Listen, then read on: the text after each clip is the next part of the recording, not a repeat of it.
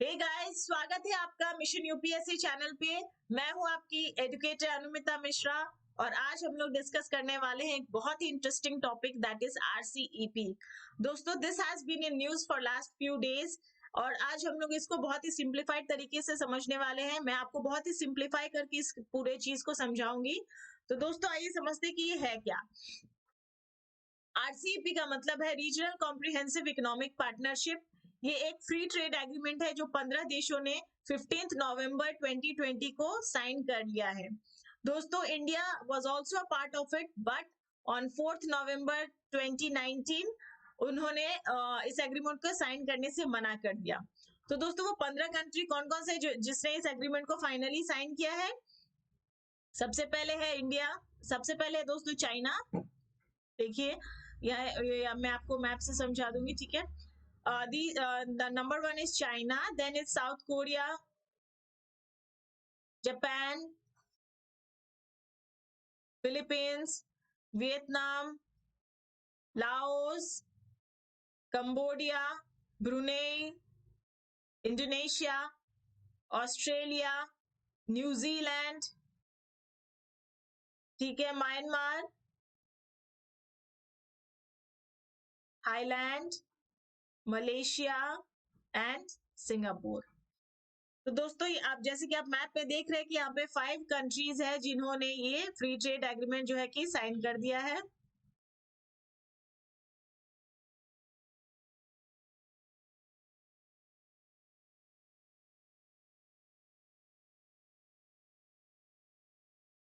ये 15 देश है जो ये फ्री ट्रेड एग्रीमेंट साइन किए हैं। इंडिया अब इस एग्रीमेंट का पार्ट नहीं है, ठीक है।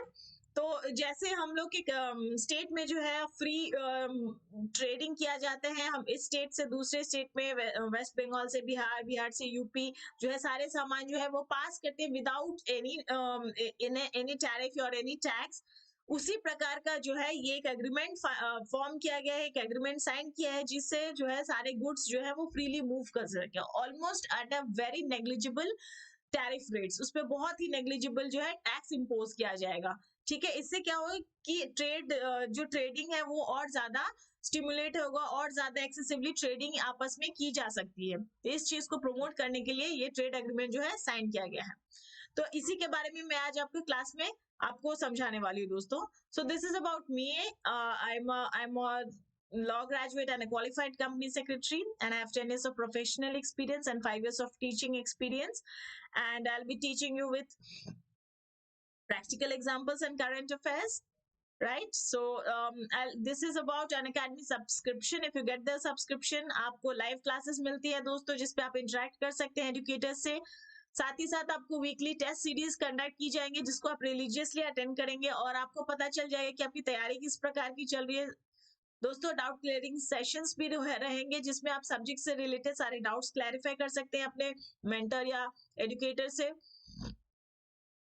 तो what are the benefits of getting the subscription friends? आपको क्या क्या बेनिफिट्स मिलता है अगर आप अनअकैडमी के सब्सक्रिप्शन लेते हैं? आपको मिल जाएंगे अनलिमिटेड लाइव क्लासेस, जो है आप जो है अनलिमिटेड लाइव मतलब जितनी बार मन आए आप उसको डाउनलोड करिए, देखिए लाइव क्लासेस को, और आप उसको कहीं भी किसी भी टाइम अपने कन्वीनियंट टाइम से देख सकते हैं।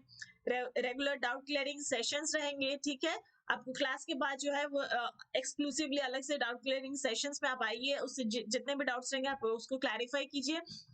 तो दोस्तों, जो एडुकेटर्स जो आपको एक स्ट्रक्चर्ड कोर्स के द्वारा पढ़ाएंगे जिससे सारे सिलेबस जो है वो कंप्लीट की जाए टाइम से पहले, you get enough time to revise the things and there is no last moment panic, right? तो आपको एक बहुत ही ऑर्गेनाइज्ड कोर्स जो है हम एडुकेटर्स आपको प्रोवाइड करेंगे, क्विजेस करेंगे, so that you can know how is your preparation going on. Interacting and engaging live classes रहेंगे। You download the PDFs, जो PDF notes हम लोग पढ़ाने के दौरान आपको दिखाएंगे वो आप डाउनलोड कर सकते हैं, उसको लास्ट मोमेंट में रिवाइज कर सकते हैं, right? So overall you'll be getting a best guidance, right? तो दोस्तों, how to get this? You will be typing Unacademy Learning app from Google Store और Apple Store, और आप क्लिक करेंगे इंस्टॉल को, then you get then you choose your plus, आप यहाँ से plus चूज कर सकते हैं यूपीएससी CSC GS करके, and then आपको यहाँ पे ये दिख जाएगा। तो दोस्तों अगर आपके कोई दोस्त या कोई रिलेटिव्स जो है इसके अलावा कोई और एग्जाम की तैयारी कर रही है तो आप उनको रेकमेंड कर सकते हैं that they can come under this platform and do the best preparation. आप देख सकते हैं अनअकैडमी में जो है वो सारे ही एग्जाम्स, कॉम्पिटिटिव एग्जाम्स की कोर्सेज जो है दिए गए हैं। And then don't forget to click on this get subscription. और आप जैसे कि देख सकते हैं कि यहाँ पे जनरल स्टडीज के डिफरेंट डिफरेंट पैकेजेस दिए गए हैं। आपके पास जैसा समय है उस अनुसार आप चूज कर सकते हैं। If you don't have much time left then you can go for this one. अगर आपके पास बहुत समय है to make the best preparation तो फिर आप ऐसे 12 मंथ्स 24 मंथ्स के कोर्स ले सकते हैं। दोस्तों जो सोच रहे हैं कि यूपीएससी की तैयारी करें, I would recommend you to go for this one. आपके पास अभी समय है, उस समय का बेस्ट यूटिलाइजेशन कीजिए सो दैट आप फर्स्ट अटेम्प्ट में ही जो है एग्जाम को क्लियर कर लें। And when you go for this, don't forget to use my code friends. That's Anumita10 and you get a 10% of instant discount. जैसे कि आप देख सकते हैं कि 49,500 जो है वो आप 44,550 पे मिल जाएगा and so on. You get a 10% of discount. So don't forget to avail this discount.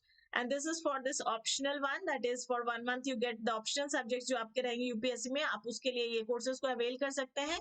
यहाँ पे भी आपके टाइम के अनुसार जो अनअकैडमी ने प्लान किया है आपके लिए courses. Here also you can use my code Anumita10 and you get a 10% of instant discount. Right? So we have plus an iconic subscription. Don't forget to like and subscribe. Please like and share too. So friends daily मैं आपको एक motivational quote आपके साथ share करूंगी जो मुझे पसंद आएगा। I try to share it with you. So today's motivational line is the secret of success is to know something which nobody else knows. आपके सक्सेस का राज जो है वो आपको डिस्कवर करना है। दोस्तों हर इंडिविजुअल डिफरेंट होता है, सब में अलग हुनर होता है। Everybody is like skilled with different qualities. You're having every individual is having different qualities, so you will have to discover that. If you have discovered that, you'll have to polish that quality and get success.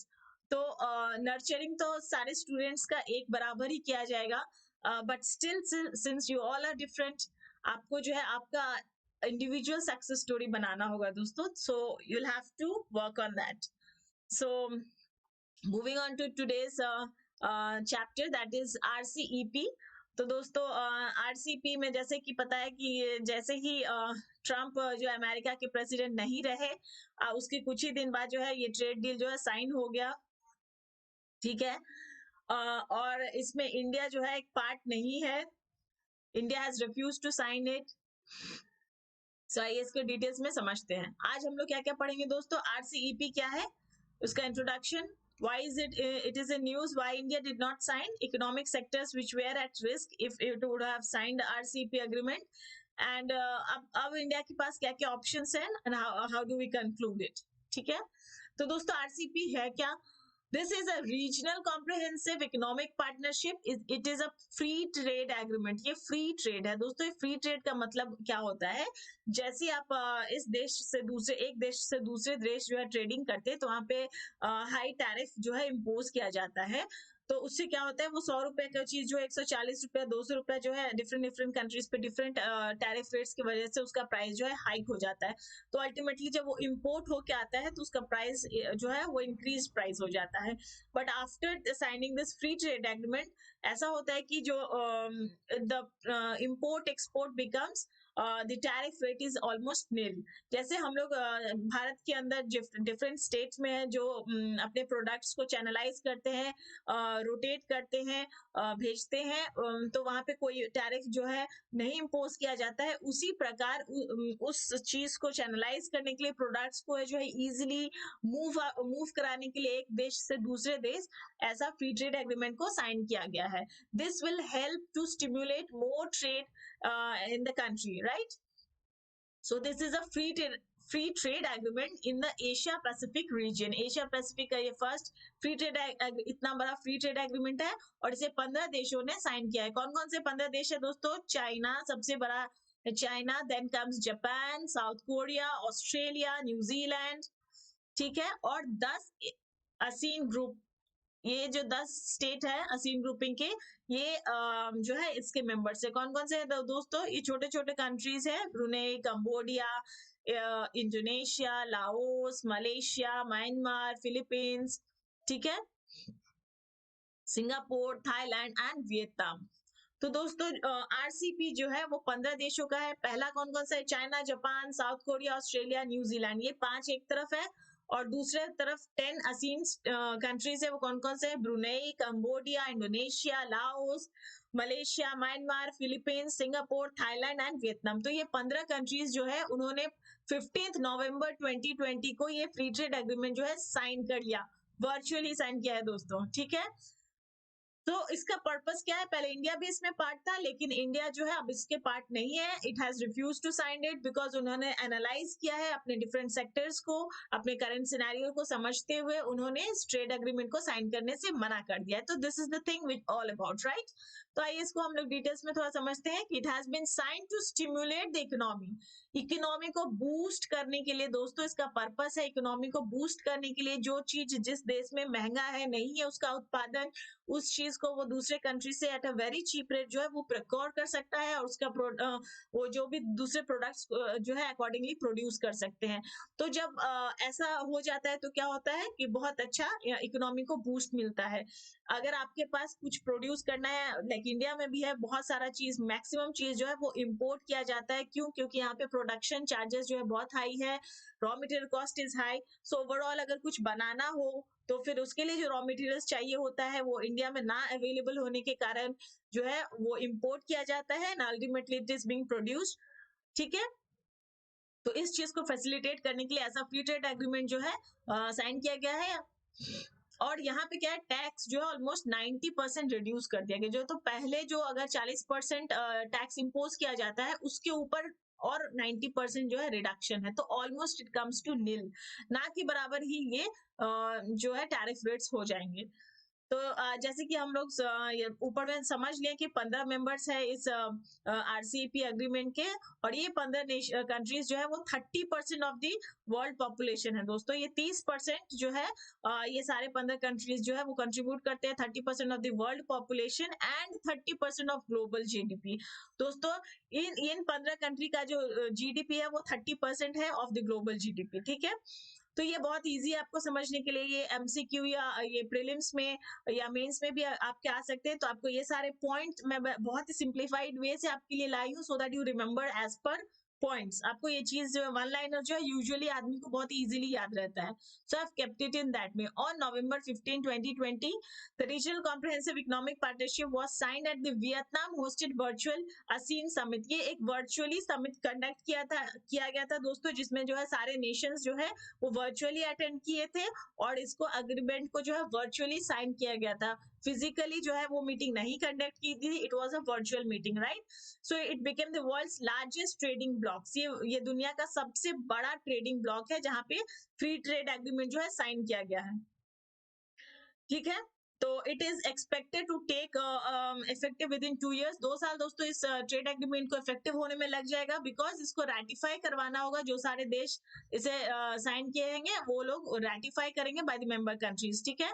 It is a pact of high income. तो आप देख सकते हैं ये 15 country में जो है कुछ हाई इनकम ग्रुप के, कुछ मिडिल इनकम कंट्रीज हैं और कुछ लो इनकम कंट्रीज है। तो ये सब मिलके जो एक कॉम्बिनेशन बना है which is in RCP, ठीक है। It was conceived on 2021 में असीन समिट में जो है इस बात को पहली बार जो है स्टार्ट किया गया था। मतलब ऐसा कुछ कॉन्सेप्ट जो कंसीव किया जाना, मतलब जो फर्स्ट टाइम जो है उस वो चीज को इंट्रोड्यूस किया गया है, लाया गया, उस बात पे चर्चा पहली बार छेड़ी गई थी 2011 असीन समिट में। और वो कहाँ पर था दोस्तों? बाली में था।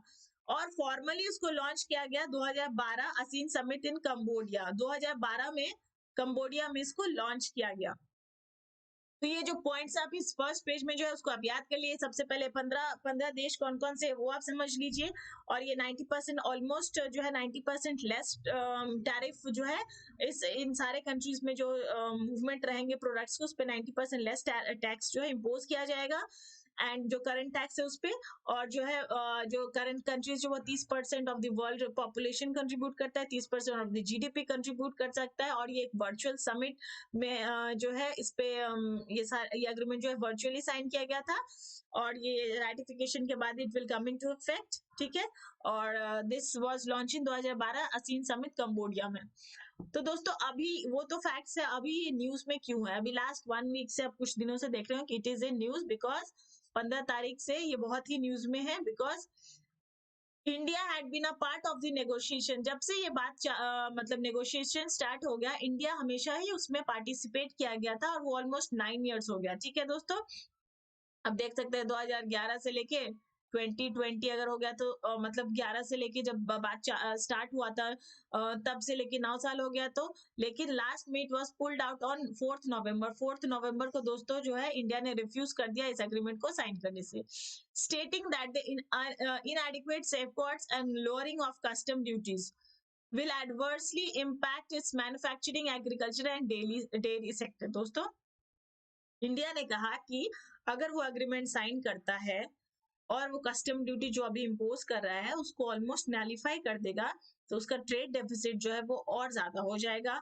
जो एडवर्सली अफेक्ट करेगा इंडिया का manufacturing, agriculture and dairy sector को। ये 3 सेक्टर जो वो बहुत बुरी तरह से हिट हो जाएगी। जो हमारे कंट्री में जो है वो बहुत ही चीप प्रोडक्ट्स, बहुत ही सस्ती प्रोडक्ट्स जो है वो बाकी सारे कंट्री से आ जाएंगे, और फिर डोमेस्टिक प्रोडक्शन जो है वो बहुत बुरी तरह से हिट हो जाएगा। That will lead to joblessness, right. तो इस वजह से जो है वो अभी न्यूज में आप ये सुन रहे होंगे आरसीपी के बारे में।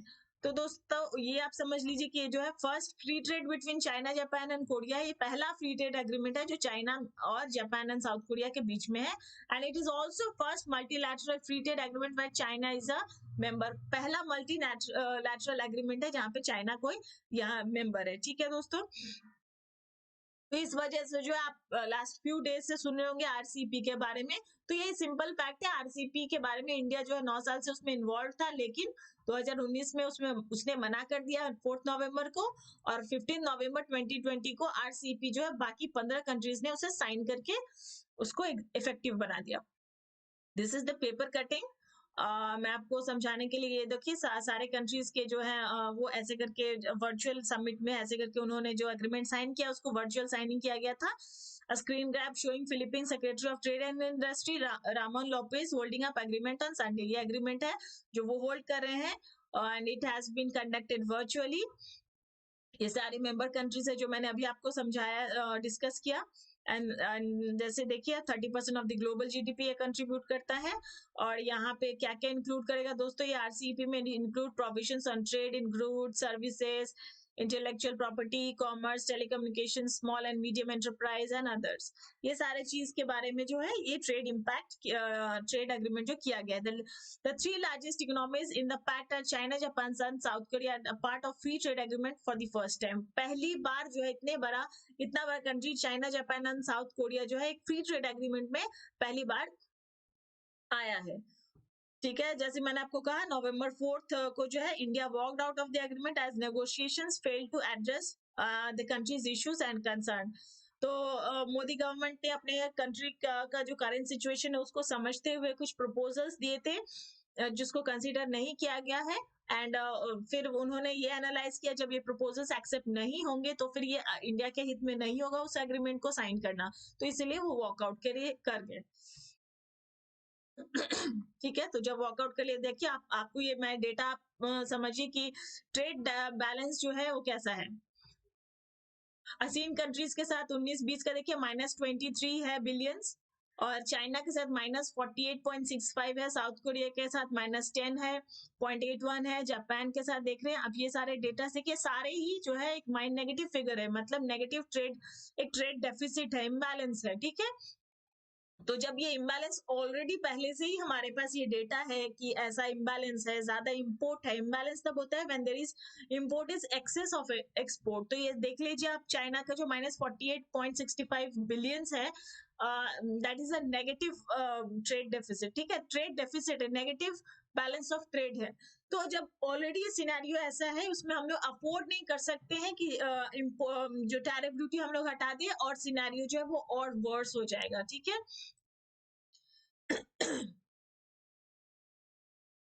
तो दोस्तों इंडिया तो बाद में ज्वाइन कर सकता है, अभी तो मना कर दिया है, बट उसके अगर इश्यूज जो उन्होंने जो terms and conditions put forth किए हैं अगर वो अग्री हो जाते हैं तो then it can join later on. This is the paper cutting which I have shared it with you. तो इंडिया, अभी हम लोग को बस ये समझना जरूरी है कि इंडिया ये एग्रीमेंट साइन क्यों नहीं किया। आइए समझते, मैं आपको बहुत ही सिंप्लीफाइड पॉइंट तरीके में आपके सामने लाई हूँ so that it's very easy for you to remember these points, and when you write in your answers, you will not miss any points. India runs a large trade deficit with RCEP countries and was looking for specific protection. Specific protection क्यों दोस्तों? क्योंकि India का जो current scenario है उसमें जो है इसका जो प्रोडक्शन है is not as per the global demand. देखिए, protection for its industry and farmers from surge in import. अगर भारत का जो सिनेरियो आप सब जानते हैं, we all know our Indian economy, की यहाँ के फार्मर्स जो है वो बहुत मतलब पुअर हैं, they are not so equipped with the latest technology and tools. तो वो जो है उनका जो प्रोडक्शन रेट है वो इट्स नॉट फॉरेन में जो जिस रेट पे प्रोडक्शन होता है उस रेट पे नहीं है. उनके क्वालिटीज जो है वो उस लेवल के नहीं है जो बाहर में फॉरेन में डिमांड है. तो इस सिनेरियो में, ऐसे इस करंट सिनेरियो में अगर बाहर से जो है अगर जो प्रोडक्ट्स है अगर वो इंडिया में डाल दिए जाते हैं, मार्केट में अवेलेबल करा दिए जाते हैं, तो फिर क्या है दोस्तों, जो बिजनेसमैन है they will not take our local products, right. और वो क्या है, वो cheap products which are coming from China, Japan, South Korea, New Zealand, Australia, वहां के जो सारे चीप प्रोडक्ट्स अवेलेबल रहेंगे मार्केट में उन्हें ले लेंगे. क्यों? क्योंकि the business of business is to do business. Business man जो होता है वो बिजनेस पॉइंट ऑफ व्यू से अगर देखे तो उसका जहाँ पे कॉस्ट ऑफ मटेरियल जो है सस्ता पड़ेगा वो वही लेगा. It will go for those raw materials which are cheaper for him. ठीक है, तो इस इन दिस सिनेरियो मार्केट जो इंडिया का जो प्राइस अगर 10 रुपए है और बाहर से अगर जो रॉ मटेरियल्स अवेलेबल वो 8 रुपए है, तो फिर क्या होगा दोस्तों, बिजनेसमैन जो वो 8 रुपए वाला ही प्रोडक्ट प्रेफर करेगा to make its end product. तो इस फैक्ट को समझते हुए जो है आरसीईपी एग्रीमेंट को डिनाई कर दिया गया. ठीक है, तो सबसे बड़ा इशू यही था, स्पेशली चाइना से. चाइना की कूटनीति से हम लोग सब वाकिफ हैं कि they have been flooding our Indian market with their products, with their cheap products. आप स्टील इंडस्ट्री से ले लीजिए, आप टॉयज ले लीजिए, एनीथिंग, फैब्रिक्स, टेक्सटाइल, सब जो है चाइना से बहुत ही सस्ते रेट पे जो है इंपोर्ट हो जाता है इंडिया में. इंडिया के जो मैन्युफैक्चरर्स है वो उस रेट को कम्पीट नहीं कर पाते हैं, उन्हें बहुत ही चैलेंजेस का सामना करना पड़ता है. और ये जो है सिनेरियो वो हम लोग ऑलरेडी फेस कर रहे हैं. इस सिचुएशन में अगर जो है टैरिफ रेट्स भी हटा दिए जाएंगे तो फिर क्या होगा, things would have gone out of control. India का पूरा पैसा जो है बाहर चला जाएगा, उनका माल जो है वो इंडिया में आ जाएगा. the whole government will become poor and individuals will lose their job. तो ये एक बहुत ही बड़ा हमारे ऊपर जो है नेगेटिव इम्पैक्ट होने वाला था. So in order to prevent that India avoided to sign it. तो कौन कौन से पॉइंट्स है दोस्तों, मैंने बेसिकली यहाँ पे सारे पॉइंट वाइज में डाल दिया है जो जो ऑब्जेक्शंस की वजह से इंडिया जो है साइन नहीं किया है. Unfavourable balance of trade. दोस्तों, अनफेवरेबल बैलेंस ऑफ ट्रेड तब होता है when import is more than export. Import अगर आप ज्यादा करते हो अपना, ठीक है, इंपोर्ट ज्यादा करते हो, आप बाहर पैसा भेज देते हो और एक्सपोर्ट जो है आपका कम है, तो फिर वो अनफेवरेबल बैलेंस ऑफ ट्रेड हो जाता है. लेकिन अगर आपका जो है एक्सपोर्ट बहुत ज्यादा है, आप बाहर माल बहुत ज्यादा भेज रहे हो, बाहर से पैसा आपके कंट्री में आ रहा है, that is a favourable balance of trade. तो इंडिया का जो है करंट सिनेरियो जो ऑलरेडी अनफेवरेबल है, मतलब ज्यादा हम लोग इंपोर्ट करते हैं, हम लोग हर चीज जो है चीपर रेट जो है हम लोग बाहर से मंगवा लेते हैं. ठीक है, तो वो ऑलरेडी अभी का सिनेरियो है. Though trade has increased the post-free trade agreement with South Korea, ASEAN countries and Japan, imports have risen faster than export. हम लोग का ये सारे कंट्रीज के साथ जो है ऑलरेडी ट्रेड एग्रीमेंट्स है और उसमें हम लोग को ये डेटा मिला है कि इंपोर्ट जो है वो हमेशा ज्यादा हो गया है. तो ये ऑलरेडी एक क्या है, अनफेवरेबल बैलेंस ऑफ ट्रेड है. According to paper published by NITI Aayog, India has a bilateral trade deficit with most of the member countries of RCEP. RCEP के जितने कंट्रीज है उसके साथ ऑलरेडी जो बायलैटरल ट्रेड एग्रीमेंट है उसमें जो है नेगेटिव ट्रेड बैलेंस है. ठीक है, तो इस चीज के लिए ये एक मेजर फैक्टर है जिसकी वजह से जो है साइन नहीं किया इंडिया ने. Base year for tariff. दोस्तों, बेस ईयर फॉर टैरिफ क्या होता है? The RCEP will result in reduction of tariff in all member countries. The pact proposed that the base year for reducing tariff would be 2013. दोस्तों pact में क्या क्या बाकी जो सारे कंट्रीज है उन्होंने 2013 को बेस रेट रखा है, बट इंडिया में जो है 2013 में जो है टैरिफ रेट बहुत ही लो था, बहुत ही नेग्लिजिबल था। 2014 के बाद इंडिया जो है वो टैरिफ रेट ग्रेजुअली इंक्रीज करने लगा था। तो इंडिया जो है प्रपोज किया कि वो जो बेस रेट जो है 2019 को कंसीडर किया जाए, लेकिन बाकी सारे कंट्रीज ने 2013 को ही बेस रेट रखा है और इसीलिए इंडिया के इस प्रपोजल को एक्सेप्ट नहीं किया। थर्ड क्या है दोस्तों, non acceptance of auto trigger mechanism. अब ये ऑटो ट्रिगर मैकेनिज्म क्या है दोस्तों, मैं समझाती हूँ आपको। ऑटो ट्रिगर मतलब क्या है दोस्तों, दिस अगर ये इंडिया है, ठीक है, ये चाइना है, ठीक है, यहाँ पे जो प्रोडक्ट्स जो है पकड़ लीजिए, यहाँ पे एक मैन्युफैक्चर हो रहा है आपका स्टील, और इंडिया जो है बोलेगा कि ठीक है आपके यहाँ से हम स्टील लेंगे, लेकिन 10,000 टन से ज्यादा जो है हम नहीं लेंगे, ठीक है, उससे ज्यादा नहीं लेंगे। अगर इससे ज्यादा अगर आप इंडिया में सामान भेजते हैं तो वो एक ऑटो ट्रिगर जो है वो एक्टिवेट हो जाएगा, और बियॉन्ड दैट उस जो है आपके ऊपर टैक्स इम्पोज किया जाएगा। तो चाइना तो हम लोग को पता है कि they will always try to play foul with us. तो वो तो इंडिया को पता था कि अब ये दूसरे देशों के द्वारा जो है ये 10,000 के स्लैब को जब यहाँ पे टच कर जाएगा, तब दूसरे कंट्री के द्वारा जो है 5,000 करके जो है वो माल जो है भेज देगा। तो लेकिन इसमें क्लॉज जो है पुट किया गया था कि ऑटो ट्रिगर मैकेनिज्म जो है वो एक्टिवेट होगा जब वो कंट्री ऑफ ओरिजिन के साथ कोलैबोरेट किया जाएगा। मतलब ये देखा जाएगा ऑटो ट्रिगर मैकेनिज्म जब के टाइम में कि वो किस कंट्री से ओरिजिन है, कहाँ पे वो मैन्युफैक्चर किया गया है। अगर the country of the origin जो है सेम है तो फिर वो ऑटो ट्रिगर को कंसिडर किया जाएगा। अगर 10,000 वहां से आया है और 5,000 जो है वो चाइना का ही प्रोड्यूस है, लेकिन वो वियतनाम या ऑस्ट्रेलिया के थ्रू अगर भेज रहा है इंडिया में, तो फिर वो कंसीडर किया जाएगा for calculating threshold limit. Threshold limit को कैलकुलेट करने के लिए कंट्री ऑफ ओरिजिन से काउंट किया जाएगा। तो इस चीज में जो है वो चाइना अग्री नहीं किया, because their intentions were not right. उनको पता था कि उन्हें जो है ऐसा कुछ गेम प्ले करना था कि वो घुमा के दूसरे कंट्री से जो है वो प्रोडक्ट्स को भेजना था, तो इस चीज को उन्होंने अग्री नहीं किया। तो auto trigger mechanism would have allowed India to raise tariff on products instances where import crosses a certain threshold। एक certain threshold को अगर क्रॉस किया जाता तो उसके ऊपर जो है वो टैरिफ रेट इम्पोज कर दिया जाता, और इस चीज से चाइना को मतलब China was not okay with that, ठीक है। However other countries in RCEP were against this product, किसी ने भी इस चीज को सपोर्ट नहीं किया। इससे क्या हो जाता है दोस्तों, किसी अनलिमिटेड वॉल्यूम ऑफ जो है प्रोडक्ट जो है डंप किए जाते हैं इंडिया में, और जो डोमेस्टिक मार्केट का जो डिमांड था वो कंप्लीटली डेड हो जाता। Next number 4 is protection of domestic industry. India has also reported expressed apprehensions on lowering and eliminating tariffs on several products like dairy, steel। ये सारे चीज पे अगर टैरिफ नालीफाई हो जाता है तो दोस्तों बाहर से जो माल आता है, जो प्रोडक्ट्स आता है, वो बहुत ही चीप हो जाता है, और इंडिया का जो प्राइस है उस पे वो लोग जो है वो इंडिया का जो प्रोडक्ट्स है वो महंगा पड़ जाता।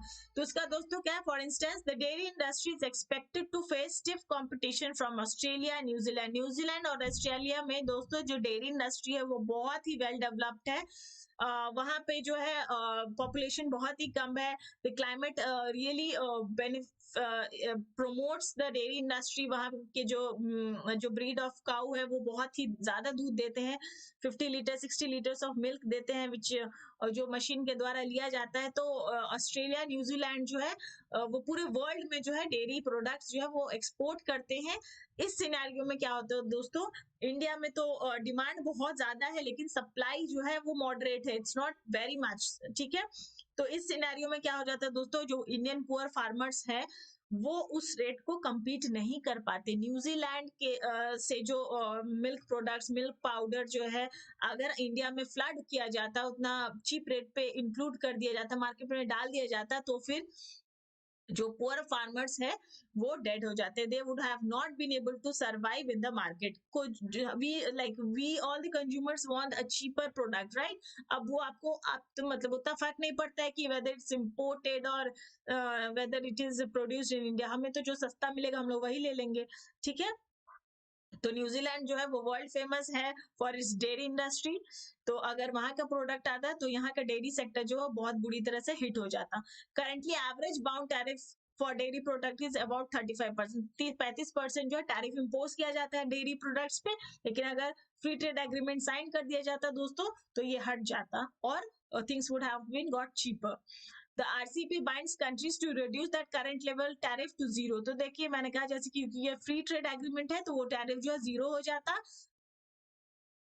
नेक्स्ट 15 साल के लिए जो है उसको इम्पोर्ट ड्यूटी जो है वो नलीफाई कर दिया जाता है। तो this would have hit badly the domestic market specially dairy and steel industry. तो दोस्तों चाइना जो है वो बहुत वर्ल्ड फेमस है फॉर इट्स स्टील। वहां पे जो प्रोडक्शन है स्टील का वो बहुत ही चीप रेट है। आपको ताजुब होगी जान के कि इंडिया में जो बहुत हाई वॉल्यूम पे जो है वो स्टील इंपोर्ट किया जाता है फ्रॉम चाइना, बिकॉज वहां का जो प्रोडक्शन कॉस्ट जो है वो बहुत ही लो है compare to India.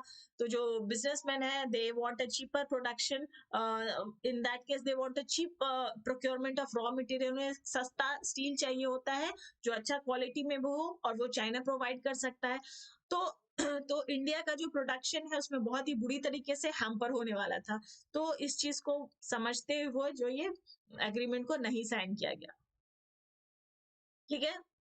Next is ratio obligation. India wants exemption on racist obligation, a racist mechanism that if a country signs a trade agreement with another country, ठीक है, अगर कोई ट्रेड एग्रीमेंट अगर साइन करता है with another country and removes और reduces tariffs and quotas, और जो है उसको टैरिफ और कोटा को रिमूव कर दिया जाता है, it can not go back on them. ठीक है, एक बार अगर आप टैरिफ या कोटा जो है उस एग्रीमेंट के दौरान अगर आप मना कर देते हो कि नहीं मैं इस प्रोडक्ट पे जो है टैरिफ नहीं लूंगी या इतना ही मिनिमम लूंगी, तो फिर आप उस बात से बाद में मुकर नहीं सकते हो। आपको उसी रेट पे उसी टर्म्स पे जो है आपको वो चीज प्रोवाइड करना होगा, ठीक है। So it can not go back on them and bring on more restrictive measure. आप एक बार अगर लीनियंट हो गए then you can not become restrictive on that point, ठीक है। और वो चीज उन्होंने जो दूसरे कंट्री है उन्होंने उस चीज को कंसीडर नहीं किया। Data localization, India wants all countries to have the right to protect data, but it was not considered. तो दोस्तों इंडियन गवर्नमेंट ने ये प्रपोज किया कि जो हमारे सेंसिटिव डेटा है that they want protection of that, they don't want to share that, but इस बात पे भी वो अग्री नहीं हुए। तो ये एक थ्रेट हो जाता है अगर डेटा शेयर हो जाता दूसरे कंट्रीज को। स्पेशली आप समझ ही रहे हैं कि चाइना के पास अगर डेटा चला जाता इंडिया का एंड दूसरे कंट्रीज का, तो this is a threat, right? मतलब ये डेटा जो है वो शेयर नहीं करने चाहिए था। Next is Chinese cheap product dumping. India has already signed FTA with all the countries of RCP except China. RCP China के अलावा जो है ना बाकी सारे देशों के साथ जो है वो एक फॉरेन ट्रेड एग्रीमेंट साइन करके रखा है। Trade data suggest that China India's deficit with China के साथ जो डेफिसिट है ट्रेड डेफिसिट है with which it does not have a trade pact, ठीक है, is higher than that of the remaining RCEP constituents put together. देखिए आप ये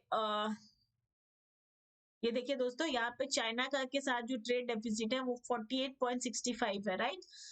और आप इन सारे को ऐड अप कर लीजिए तो भी वो 48 नहीं हो रहा है, ठीक है। तो ये इंडिया के चाइना के साथ ही अलोन जो ट्रेड डिफिसिट है वो जो है बहुत ज्यादा है। तो इंडिया जो है वो अफोर्ड नहीं कर सकता है। अगर अभी कोई टैरिफ हटा दिया जाएगा तो आप समझ ही सकते हैं तो फिर क्या सिनेरियो होगा। पूरा इंडियन मार्केट जो है वो डंप कर दिया जाएगा with Chinese goods. This trade deficit is the primary concern. India का सबसे बड़ा चिंता जो था इस अग्रीमेंट को नहीं साइन करने के लिए वो यही था दोस्तों, चाइना का जो डंपिंग नेचर है, चाइना का जो डंपिंग स्ट्रैटेजी है कि वो अपना चीप प्रोडक्ट जो है मार्केट में ले जाके फ्लड कर देता है और वहां का करंट प्रोडक्ट्स को जो है वो बहुत ही टफ कंपटीशन देता है। So this was the main concern for not signing this agreement. After signing RCP cheaper products from China would have flooded the Indian market, ठीक है। Further, from a geopolitical perspective, अगर हम लोग को अगर जियो political perspective नजरिए से देखा जाए तो RCEP is a China led और is intended to expand China's interest in Asia. तो दोस्तों इसको आरसीपी को ना लगता को ना ऐसे कंसीव किया जाता है कि ये चाइना का ही जो है मेन, इसमें सबसे ज्यादा फायदा चाइना को ही हो रहा है, क्योंकि चाइना का जो इंटेंशन रहता है जो वो मार्केट को फैलाए, वो और ज्यादा मार्केट अपना प्रोडक्ट, क्योंकि उसके पास तो प्रोडक्शन बहुत ज्यादा है, they need market to dump their products, their cheap products, और उनके उस प्राइसिंग स्ट्रेटेजी पे कोई कम्पीट नहीं कर पाता है। तो ये जो आरसीपी है ना वो एक चाइना लेड इनिशिएटिव ही लग रहा था टू एक्सपैंड देयर मार्केट, ठीक है, सो दैट वो फ्रीली इतना इम्पोज टैक्स देने के बावजूद भी आप देख सकते हैं कि इंडिया में जो है उसका प्रोडक्ट्स है वी फाइंड इट चीपर। तो जब अगर टैक्स हट जाएगा तब आप समझ सकते हैं कि तो फिर क्या हालत होने वाला था, ठीक है। Service sector India demanded that, next point क्या है दोस्तों जिसकी वजह से जो है वो नहीं साइन हुआ एग्रीमेंट।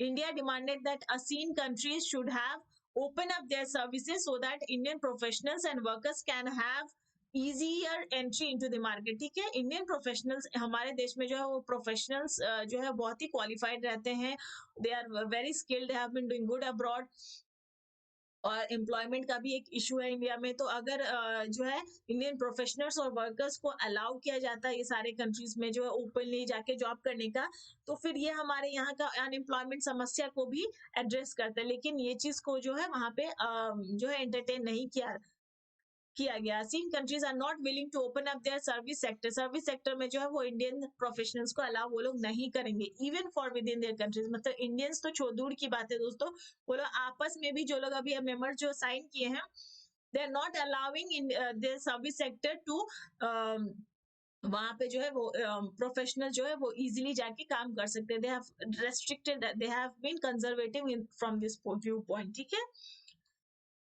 अगर अलाउ करती तो यहाँ के इंडियन प्रोफेशनल्स जो है वहां पे जाके काम करते, right. Circumvention on rules of origin, India was concerned about possible circumvention of rules of origin। दोस्तों रूल ऑफ ओरिजिन होता है कि जहां पे द प्रोडक्ट इज मेड, ठीक है।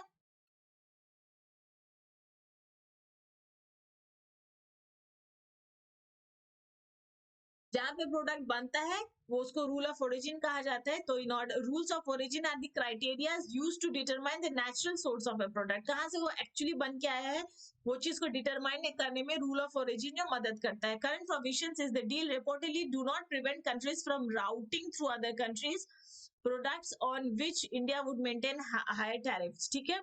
करंट जो प्रोविजंस है दोस्तों, current provisions in the deal reportedly do not prevent countries from routing. अभी जो है कंट्री जो है वो राउट कर सकता है, जैसे चाइना जो है वो तो डायरेक्टली भेज ही देगा, प्लस दूसरे सारे कंट्रीज के द्वारा भी इंडिया में जो है वो राउटिंग करवा सकते हैं। और अभी करेंटली जो है इस पे कोई पाबंदी नहीं है, वो राउटिंग कर सकता है, बैकडोर एंट्री से वो है प्रोडक्ट को जो है पास ऑन कर सकता है इंडिया से। तो फिर क्या होगा, घूम फिर के तो फिर वही बात हो गया कि चाइना का ही प्रोडक्ट घूम फिर के हाथ आ रहा है, जस्ट पेस चेंज हो रहा है but the product is the same, that is from China. तो इस पे एक रेस्ट्रिक्शन इम्पोज करने के लिए इंडियन गवर्नमेंट ने कहा है कि रूल ऑफ ओरिजिन से जो है वो रेस्ट्रिक्शन इम्पोज किया जाए, थ्रेशोल्ड इम्पोज किया जाए कि जो है वो बैकडोर एंट्री ना करवाया जाए, बट इस चीज पे जो कंट्रीज है वो अग्री नहीं हुए, ठीक है। तो डिफरेंट सेक्टर्स जो है, डिफरेंट सेक्टर्स एट रिस्क क्या क्या है दोस्तों, which are the different sectors which are at risk. Automobile sector in India, steel, agriculture, textile will be at high risk if imports are from these countries are incomparably cheap rate। अगर ये steel, automobile, agriculture, textile, ये सारे sectors में अगर free trading होने लगा दोस्तों, तो इंडिया के पास तो इतना सरप्लस है नहीं कि वो एक्सपोर्ट कर सके। वी नो आवर फैक्ट, हमें तो अपनी असलियत पता है, we know the current scenario क्या है। पोस्ट कोविड तो और बुरी तरीके से ये पूरा मार्केट जो है वो हिट हो चुका है, हाँ। तो the all sector is already facing lots of trouble. तो अगर अभी इस सिनेरियो में अगर देश जो है साइन कर देता तो क्या होता दोस्तों, जो है China, New Zealand, Japan, South Korea, सबसे सारा चीप प्रोडक्ट जो है वो इंडिया में आ जाता। यहाँ के जो प्रोड्यूसर्स हैं जो स्मॉल स्केल पे बनाते हैं वो मोटिवेटेड नहीं होते बनाने के लिए, क्योंकि बिजनेसमैन जो है they would have not preferred their product because उनका प्रोडक्शन बहुत लो लेवल पे होता है, बहुत कम होता है। तो and that's the reason for their cost price going higher. तो इस वजह से जो है यहाँ के जो प्रोडक्शन जो है वो बहुत ही डिमोटिवेटेड हो जाता, there would have been unemployment. तो बहुत सारे सेक्टर्स जो है वो बहुत सारी समस्याओं का समाधान प्रॉब्लम्स का सामना करता। The people would have got jobless and poor, right? So this was not wanted. अब देख सकते हैं ये यहाँ पे ये क्या पिक्चर जिसे मैं आपको समझाने की कोशिश करी, ये देखिए यहाँ पे मिल्क प्रोडक्शन इंडिया में कैसे होता है दोस्तों। ये अमूल जैसे अगर है, अमूल जो कंपनी है इंडिया का, वहां पे जो है ये हाथ से ऐसे निकाल के जो है लोकल्स जो है वो जाके अमूल को देते हैं, और वहां पे जो पूल कलेक्ट होता है मिल्क का। This is how the dairy sector is in India. But वहां पे देखिए आप न्यूजीलैंड में देखिए जो सारे काउस जो कैसे फैक्ट्री के जैसे मेंटेन किया गया है। They have been their breed is very well. वो लोग 50 लीटर्स ऑफ मिल्क देते हैं यहाँ पे, एवरेज 10 to 8 लीटर्स मिल्क आता है। तो so this is the difference. हाँ, वहां पे पॉपुलेशन ही नहीं होता, डिमांड ही नहीं मिलता, so obviously they will export that at a very cheap rate, right? तो इस प्रॉब्लम को तो हमें समझना ही होगा before we sign the agreement. यहाँ पे देखिए एग्रीकल्चरल जो है वो भी वहां पे भी बहुत एडवांसमेंट नहीं है। It is more laborious one than the technical ones. तो ये सारे जो गरीब लोग हैं इंडिया के जो पुअर फार्मर्स है, they would have been adversely affected. उन्हें इस ट्रेड इम्पैक्ट साइन करने के बाद बहुत ही बुरा इम्पैक्ट पड़ता। वो इनकरेज ही नहीं होते ये चीज को कंटिन्यू करने के लिए। क्यों? क्योंकि इनका कोई डिमांड ही नहीं रहता। people would have preferred cheaper product with better quality, right? तो कौन कौन से दोस्तों, अगर आपसे एग्जाम में पूछा भी जा सकता है कि कौन कौन सा इकोनॉमिक सेक्टर जो है वो रिस्क पे है अगर आरसीपी इंडिया साइन करता, तो आइए इसके बारे में हम एक समरी समझ लेते हैं। डेयरी सेक्टर दोस्तों, this sector plays a vital role in Indian economy. We all know that बहुत सारे इंडियन ब्रांड्स हैं जो डेयरी सेक्टर को रिप्रेजेंट करते हैं। Amul, mother dairy, these are the brands which have been contributing to India's economy. Dairy sector has a huge demand and average supply. यार supply demand तो बहुत है इंडिया में बिकॉज पॉपुलेशन बहुत है, लेकिन सप्लाई उतना नहीं है जितना की डिमांड है, ठीक है? But if you allow import from New Zealand, अगर न्यूजीलैंड से हम लोग इस ह्यूज इम्पोर्ट को अलाउ कर देते हैं, huge exporter of dairy products, जो कि बहुत वर्ल्ड का सबसे रिनाउंड एक्सपोर्टर है और डेयरी प्रोडक्ट है, तो फिर जो है supply of milk product and other dairy products at a very cheap rate, वहां पे बहुत चीप रेट पे वो जो है सप्लाई हम लोग को इंडिया में मिल जाता। और that would have resulted in job loss of 50 million people in rural sector. Job loss हो जाता जो इस सेक्टर में डिपेंडेंट है, जो गरीब फार्मर्स जो है, जो डेयरी इंडस्ट्री पे डिपेंडेंट है, ठीक है? उन सभी का जॉब लॉस हो जाता, प्राइस चीप हो जाता। अगर इंपोर्ट किया जाता तो the prices would have fallen down, और इंडिया में वो प्राइस को कम्पीट करना इम्पॉसिबल था दोस्तों। Poor people would have no source of income, उनके पास कोई सोर्स ऑफ इनकम ही नहीं बचता, and can not compete their production. वो तो डिमोटिवेटेड हो जाते हैं सीइंग द सिनेरियो जो हो जाता कि इंपोर्ट सब सारे फॉरेन से इंपोर्ट हो जा रहे हैं, उनका कोई डिमांड ही नहीं रहता। तो this would have discourage them. उनको क्या फिर आत्मनिर्भर भारत के लिए जो मोदी सर इतना एनकरेज करें, इतना बोल रहे हैं, और वो उस इंटेंशन को जो है वो डिफीट हो जाता। आत्मनिर्भर भारत जो इंटेंशन गवर्नमेंट जो है हम लोग को मोटिवेट करते हैं कि we should be self dependent, हम लोग अपने ही लोकल से यूज करें, लें, that idea would have been defeated, right?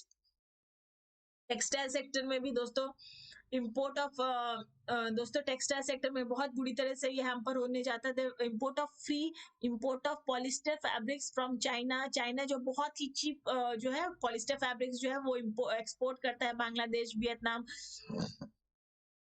would lead to cheaper textile affecting already sick market। अभी जो टेक्सटाइल सेक्टर वो बहुत ही सिक है, और अगर चाइना, बांग्लादेश, वियतनाम से जो है पॉलिस्टर फाइबर्स जो है अगर इंपोर्ट किया जाता तो टेक्सटाइल सेक्टर भी बहुत बुरी तरह से हैम्पर होता, which is already facing a challenge। अभी ऑलरेडी जो है बिकॉज क्लाइमेटिक चेंजेस यहाँ पे इतना सीवियर है कि this sector is being badly hit. Automobile through RCEP backdoor entry route can affect this sector. Backdoor entry मतलब दोस्तों डायरेक्टली जो है चाइना जो है जो पार्ट्स बनाता है ना, सारे इंपॉर्टेंट कार के जितने डिफरेंट पार्ट्स है, जो स्ट्रक्चर है, वो सब चाइना से बनता है। क्यों? क्योंकि वहां का स्टील बहुत सस्ता है, ठीक है? तो इनडायरेक्टली जो है बैकडोर एंट्री करता, मतलब डायरेक्टली नहीं करके वो प्रोडक्ट के पार्ट्स बनाता, और उसमें जो है directly indirectly would have paid to China. तो वो चीज जो है पॉसिबल होता और यहाँ का ऑटोमोबाइल सेक्टर जो स्मॉल स्मॉल पार्ट्स बनाते हैं फिर उसका डिमांड कम जाता। ठीक है, steel sector excessive import of cheap and better quality steel from China. China is famous for its cheap at a very China is famous for supplying steel at a very cheap cost because their production is in mass. तो वो जो है वो भी adversely affect करता है, can harm the domestic market and there will be no demand for Indian steel. Indian steel का फिर यार दोस्तों जो है डिमांड ही नहीं रहता, क्यों? क्योंकि सब जो है यहाँ के जितने कंपनीज जो है वो चाइना से ही मंगा लेते, वैसे अभी भी जो है वो मंगाते ही है, लेकिन फ्री ट्रेड हो जाने के बाद things would have got out of control. Agriculture plays a major role in economy, but if RCP is signed, then major sectors will not be able to survive the competition. क्योंकि हमारा agriculture sector जो है वो उतना advanced नहीं है दोस्तों, it is still a labour one, मतलब लेबर डोमिनेटिंग है, उतना एडवांस नहीं है, उसका प्रोडक्शन उतना जो है उतना ग्लोबल लेवल का नहीं है, तो इसीलिए अगर ये चीज होता तो फिर this section is already facing a down curve and things would have worsened if trade allowed and India will lose the leverage. India के कुछ सेक्टर्स जो हैं जो एक्सपोर्ट करते हैं अपने प्रोडक्ट्स को, वो चीज वो खो देता अगर ये चीज आरसीपी एग्रीमेंट साइन हो जाता तो। ठीक है, अभी दोस्तों अब तो इंडिया ने साइन एग्रीमेंट नहीं किया, अब क्या है ऑप्शंस विच इंडिया के पास sorry India as an original negotiating participant of RCEP has the option of joining the agreement without having to wait for 18 months. उसके पास ऑप्शन है दोस्तों अग्रीमेंट को साइन करने के लिए 18 मंथ्स बिना वेट किए हुए। ठीक है, लेकिन कैसे दोस्तों? एज एन ऑब्जर्वर, उसको एक ऑब्जर्वर का पोजीशन दिया गया है, इंडिया को ऑब्जर्वर का पोजीशन दिया गया है। RCEP signatory states that they plan to commence negotiations, India के साथ नेगोशिएशंस कर सकते हैं, which India once it submits a request of its intention to join the pact. अगर इस पैक्ट को ज्वाइन करने का इंटेंशन राइटिंग में अगर इंडिया लिख के देता है तो फिर क्या है दोस्तों, उसको एक ऑब्जर्वर का पोजीशन दिया जाएगा, दे चुका गया है एक ऑब्जर्वर का, मतलब जो मीटिंग्स कंडक्ट किए जाएंगे आरसीईपी का उसमें वो बैठेंगे, रिप्रेजेंट करेंगे इंडिया के रिप्रेजेंटेटिव्स बैठेंगे, they will hear the meeting outcomes but they will not have any right to say, वो अपना कोई प्रपोजल पुट फोर्थ नहीं कर सकते हैं, they can just sit and listen what's happening, what's they can listen to their conversations, बस as an observer वो observe करेंगे कि how the things are going on, right. तो ये तो अच्छी बात है कि अभी जो है वो पार्टिसिपेट नहीं करेंगे और अभी समझेंगे कि how things are going on, right. तो अच्छी बात है, they can make preparations accordingly. However, the possible alternative that India may be exploring in reviewing of its existing bilateral foreign trade agreements with some of the RCP members as well as newer agreements, जो already existing जो है bilateral agreements कुछ है दोस्तों, जिसमें India जो है they are in talking terms with other markets for potential Indian export. India जो है वो इस बात पे स्ट्रेस कर रहा है कि जहाँ पे इंडियन एक्सपोर्ट जो है वो ज्यादा हो। ऑलमोस्ट 20 नेगोशिएशन जो है वो चल रहा है अभी, जिसमें इंडिया को अपॉर्चुनिटी मिले एक्सपोर्ट करने का। ठीक है, तो ऑलरेडी आरसीपी के जितने मेंबर्स है उसके साथ बायलैटरल मतलब 1-to-1 एग्रीमेंट्स जो है वो हो रहा है and India is looking forward to materialize that, उसको ज्यादा इफेक्ट में लाने के लिए एफर्ट्स लिए जा रहे हैं। India has currently agreements with members like ASEAN bloc, South Korea, Japan and it's negotiating agreements with members like Australia। ये सारे countries के साथ जो है वो already negotiate कर रहा है, ट्रेड टर्म्स पे बात हो रही है, सो दैट इंडिया को बहुत सारे फेवर्स मिले, कुछ फेवर्स मिले, उससे कुछ बेनिफिट्स मिले, राइट। जब तक कुछ बेनिफिट्स नहीं मिलेगा एग्रीमेंट साइन करने का कोई मतलब ही नहीं बनेगा। ठीक है, तो to review of the India Singapore CEA have been completed. India Bhutan agreement on trade commerce and transit was renewed in 2016 में ये इंडिया भूटान का एग्रीमेंट जो है ट्रेड पे रिन्यू किया गया and India Nepal treaty of trade was India के साथ नहीं। देखिए आप देख सकते हैं कि सारे जो है ऑलमोस्ट सारे नेबरिंग कंट्रीज के साथ इंडिया का बायलैटरल एग्रीमेंट की बात चल रही है, ऑलरेडी एग्जिस्टिंग है, उसको रिन्यू किया गया है। So this would help in protecting the interest of our country. ठीक है, 8 round of negotiations have been completed for the review of the India-Korea CEPA, which began in 2016. India has taken up review of the Indian-Japan CEPA and India-Asian FTA with its trading partner.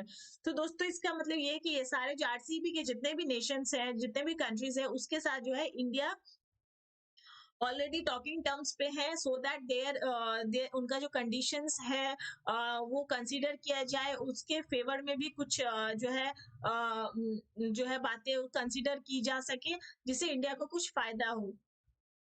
तो India is almost 20 negotiations जो है अभी under way है।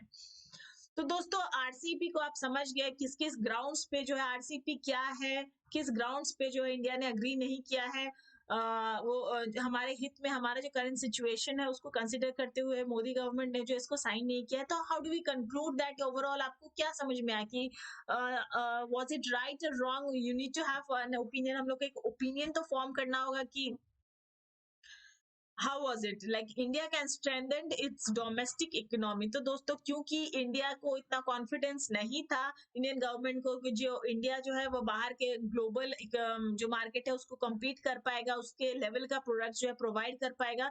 इसीलिए अभी समय आ चुका है कि इंडिया को उस बात की प्रिपरेशन कर सके कि वो कल को जो है कोई अग्रीमेंट ऐसा हो, कोई ऐसा फॉरेन ट्रेड एग्रीमेंट्स हो, तो उस लेवल पे जो वो compete कर सके। अभी हम लोग पैर को पीछे कर लिए, बट हम लोग को जो है we have to prepare ourselves so that we can compete with these neighboring nations, right? We have a good production, cheap production, so that we are more inclined towards export. ठीक है, तब जब हमारा बैलेंस ऑफ ट्रेड जो है वो positive होगा, when we have cheap manufactured products. ठीक है, तो हमारे इंडियन डोमेस्टिक को अभी स्ट्रेंथन करने का टाइम है, because we know our flaws. अभी हम लोग अपना फ्लॉज समझ में आ रहा है। ठीक है, countries in RCEP agreement would also lose out on an opportunity. दोस्तों इंडिया ने तो एक अपॉर्चुनिटी लूज किया है which was in our favour, but हाँ फॉरेन कंट्रीज ने भी एक बहुत बड़ा मार्केट खोया है। उन्हें ये मार्केट अभी जो है इजीली मिल सकता था, लेकिन उन्होंने ये मार्केट को अभी खो दिया है, और इंडियन मार्केट को एक्सेस करना जो है का अपॉर्चुनिटी जो है नेबरिंग कंट्रीज ने खो दिया है। So this is a point to be considered. It helped to protect its domestic sector. फिलहाल जो है वो इंडिया को अपने डोमेस्टिक सेक्टर को प्रोटेक्ट करना ही प्रायोरिटी था। Dairy, agriculture, steel, plastics, copper, ये सारे sectors, aluminium, machine, chemicals, paper, tools against cheaper products of competitor. ये जो हमारे जो आरसीपी के जितने भी कॉम्पिटिटर्स थे, वो ये सारा प्रोडक्शंस जो है वो बहुत ही चीप अमाउंट में करते हैं। तो अभी अगर वो चीप अमाउंट इंडिया में आ जाता तो फिर इंडिया का जो प्रोडक्ट्स है उसका कोई डिमांड नहीं रहता।